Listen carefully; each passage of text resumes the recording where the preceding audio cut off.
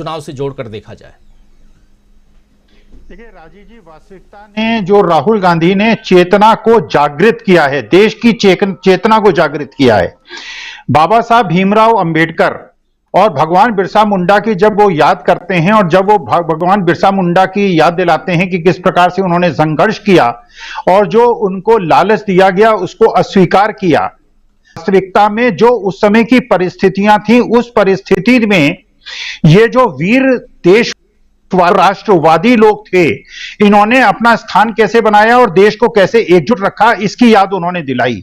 देखिए वास्तविकता में चाणक्य ने एक बात कही थी। चाणक्य ने कहा था, वही राज्य सबसे ज्यादा सुखी होता है जहां मंत्री निर्भीक होकर बोलते हैं।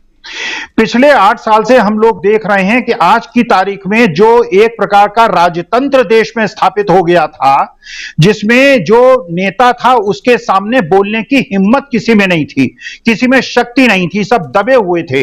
और ये आज के समाज में जबकि पूरे इंटरनेट के माध्यम से पूरा विश्व हमको देखता है, तो पूरा विश्व भी इस बात से अचंभित था कि भारतवर्ष इतना कमजोर कैसे हो गया, ये महात्मा गांधी का भारतवर्ष इतना कमजोर कैसा हो गया कि महात्मा गांधी ने अंग्रेजों को एक अहिंसात्मक आंदोलन से खदेड़ के बाहर कर दिया और भारत में तानाशाही। ये तो सोचने में एक अक्षम थे लोग, पूरे विश्व के लोग अक्षम थे। वास्तविकता में राहुल गांधी की पदयात्रा में उन्होंने जो चेतना थी बाबा साहब भीमराव अंबेडकर की और भगवान बिरसा मुंडा की, उसकी याद दिला दी और ये डर निकाल दिया। और देखिए, ये डर केवल जनता से नहीं निकाला, ये केवल विपक्ष से नहीं निकाला, ये कांग्रेस से नहीं निकाला, ये जो डर था अपने नेता के खिलाफ, ये हिमाचल प्रदेश से भी निकाल दिया और गुजरात से भी निकाल दिया।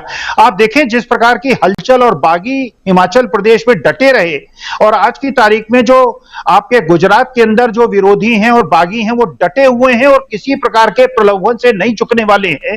तो इसका मुख्य कारण यह है जो एक सत्ता का दबाव था और जो एक सत्ता की दबंगई थी, उसके खिलाफ मुखर होने की ताकत न केवल जनता के पास आ गई है, आदिवासियों के पास आ गई है और हमारे जैसे लोगों के पास आ गई है जो दबे थे, जिनको लोग दबाते थे, जिनको आवाज उठाने से रोकते थे और हमको भयभीत करते थे, हमको आतंकित करते थे।